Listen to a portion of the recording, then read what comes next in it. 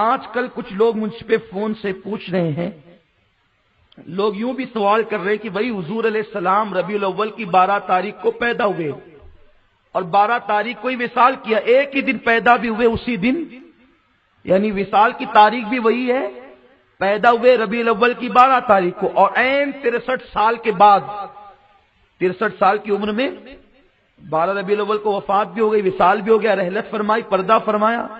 ہم حضور کی میلاد کا جشن مناتے ہیں، وفات کا غم کیوں نہیں مناتے؟ میں اس پر بھی حدیث پیش کروں گا، سنو گے؟ اس کو دل میں بساؤ۔ اس پر بھی حدیث ہے ہمارے پاس کہ جس دن ولادت ہو اسی دن وفات بھی ہو، تو وفات نہ مناؤ، ولادت مناؤ۔ اس پہ حدیث ہے، حدیث سیاہ ستہ میں ہے۔ سیاہ ستہ کس کو کہتے ہیں؟ وہ جو 6 کتابیں نا، بخاری، مسلم، ترمذی، ابن ماجہ، ابو داؤد، نسائی، یہ جو کتابیں ہیں ان سے سیاہ ستہ کہتے ہیں۔ اس پر سب لوگ اتفاق کرتے ہیں۔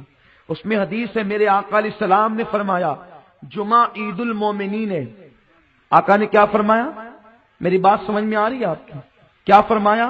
جمعہ عید المومنین ہے۔ عید کا دن مطلب خوشی کا دن۔ کون سا دن؟ بولو بھائی، بولو یار، میں کبھی بلواتا نہیں ہوں لیکن آج بول دو نا۔ عید کا دن مطلب خوشی کا دن ہے نا؟ اس پہ متفق ہے؟ بولو ہے کہ نہیں ہے نا؟ عید المومنین ہے، کون سا دن؟ یا رسول اللہ عید المومنین کیوں ہے جمعہ کا دن؟ تو حضور نے 2 باتیں بتائی خاص طور پہ، اور بھی بتائی لیکن خاص کون سی بات؟ 2۔ جمعہ عید المومنین اس لیے ہے کہ اس دن آدم علیہ السلام پیدا ہوئے اور اسی دن ان کی وفات ہوئی۔ اس دن آدم پیدا بھی ہوئے اور اسی دن وفات بھی ہوئی۔ یا رسول اللہ پھر ہم عید کیوں منائیں؟ آدم کی وفات پہ ماتم کیوں نہ کریں؟ اسی دن وفات بھی ہے، اسی دن میلاد بھی ہے، تو آقا کہہ رہے ہیں اس دن عید کا دن مناؤ۔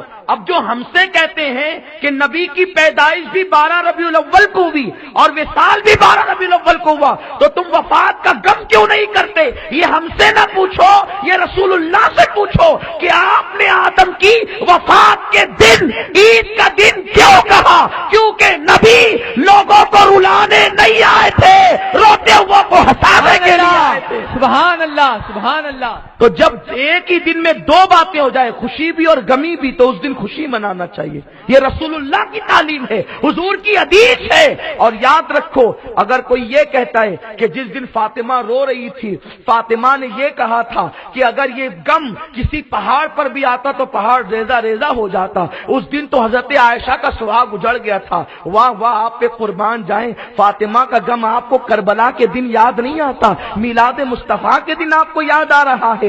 شہزادے لوٹے اس دن آپ اس کی بات نہیں کرتے۔ سنو، مجھ سے سنو، میں آپ کو بتاتا ہوں، اس بارگاہ کا غلام ہوں، پورے چیلنج سے کہتا ہوں، نبی کی موت پر فاطمہ نے نہیں رویا، یہ میرا دعویٰ ہے، نہیں رویا۔ سیدہ عائشہ نے نبی کی موت پر نہیں رویا، ابو بکر صدیق نے نبی کی موت پر نہیں رویا، پھر رویا کس پر؟ وہ سب جانتے تھے نبی زندہ ہے، پھر روتے کیوں تھے؟ نبی کے بچھڑ جانے سے روتے تھے، نبی کی موت پر نہیں روتے تھے۔ وہ جانتے تھے انبیاء کو بھی اجل آنی ہے، مگر ایسی کہ فقط آنی ہے، پھر وہی موت کے بعد ان کی حیا مثل ثابت وہی جسمانی ہے۔ ابو داؤد کی حدیث ہے، ان اللہ تعالی حرم علی الارض ان تاکل اجساد الانبیاء فنبی اللہ حی۔ آقا فرماتے ہیں فنبی اللہ حی، نبی زندہ ہے۔ کون کہہ رہا؟ حضور کہہ رہے ہیں، فاطمہ تم کیوں رو رہی ہو؟ کہا بابا سے بچھڑنے کا غم ہے، بابا کی موت کا غم نہیں۔ ابو بکر صدیق تم کیوں رو رہے ہو؟ بچھڑنے کا غم ہے، موت کا غم نہیں، وہ تو زندہ ہے۔ پھر اب ہم کیوں غم منائیں؟ ارے جو ملے تھے وہ بچھڑنے پہ رو رہے تھے، ہم تو ملے ہی نہیں تو بچھڑنے پہ روئیں گے کیسے؟ غم کیسے منائیں گے؟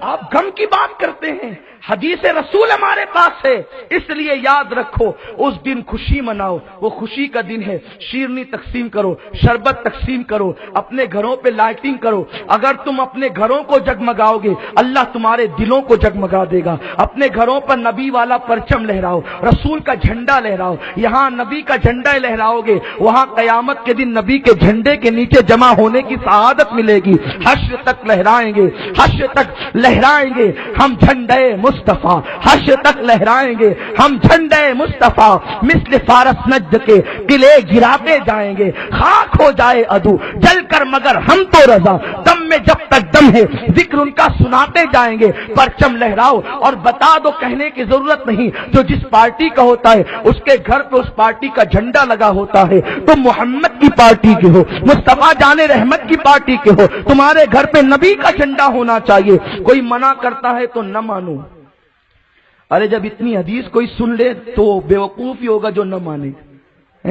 حدیث سنی آپ نے، اتنے ثبوت سنے، اور یہ تو تھوڑے ہیں۔ میں ایک چھوٹا سا طالب علم ہوں۔